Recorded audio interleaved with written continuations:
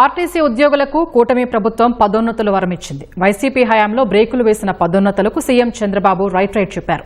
మరింత సమాచారం మా ప్రతినిధి రమణ అందిస్తారు. రమణ, ఆర్టీసీ పదోన్నతుల వల్ల ఎంతమందికి ప్రయోజనం కలుగుతుంది? ఆర్టీసీ ఉద్యోగులు గడిచిన 5 ఏళ్లలో అంటే వైసీపీ ప్రభుత్వం వచ్చినప్పటి నుంచి కూడా వారికి పదోన్నతులు నిలిపివేశారు. ప్రభుత్వంలో విలీనం అని చెప్పినటువంటి గత సర్కారు వాళ్ళ పదోన్నతులు అన్ని కూడా నిలిపివేసిన ఫలితంగా చాలా ఏళ్లుగా వాళ్ళంతా ఆర్థికంగా ఇబ్బందులు పడుతున్నారు. ప్రమోషన్లు లేక చాలా మంది రిటైర్డ్ అయిన పరిస్థితి కూడా ఉంది. దీంతో వాళ్ళ ఉద్యోగ సమస్యల పరిష్కారంపై హామీ ఇచ్చినటువంటి సీఎం చంద్రబాబు నాయుడు వారందరికీ కూడా పదోన్నతులు ఇస్తామని చెప్పేసి హామీ ఇచ్చారు. ఈ మేరకు దసరాన్ని ఆమోదం తెలిపారు. ఇవాళ దీంతో దాదాపు ఆర్టీసీలో 3,000 వరకు కింది స్థాయి ఉద్యోగులందరికీ కూడా పదోన్నతులు లభించేటువంటి అవకాశం ఉంది.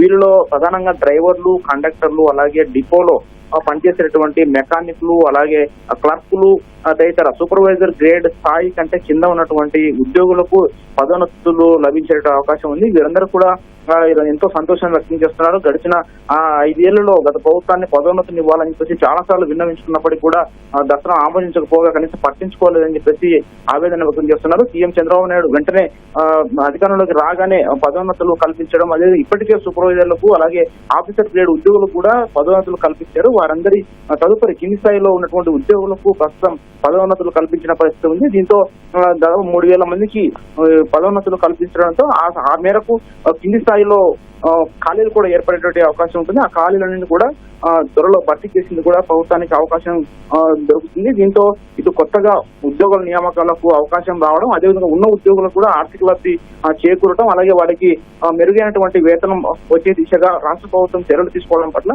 ఉద్యోగులు సంతోషం వ్యక్తం చేస్తున్నారు. తమ ఇచ్చినటువంటి హామీని నెరవేర్చడం పట్ల ఉద్యోగ సంఘాల నేతలు ఎన్ఎంఏ, అలాగే ఎంప్లాయీస్ యూనియన్, అలాగే కార్మిక పరిషత్ తదితర సంఘాలన్నీ కూడా సీఎం కు ధన్యవాదాలు తెలిపాయి. అదేవిధంగా ఈ పదోన్నతుల పూర్తి కృషి చేసినటువంటి మంత్రి మండిపల్లి రాంప్రసాద్ రెడ్డి కూడా ఉద్యోగ సంఘాలు, ఉద్యోగులు ధన్యవాదాలు తెలిపాయి. ధన్యవాదాలు రమణ.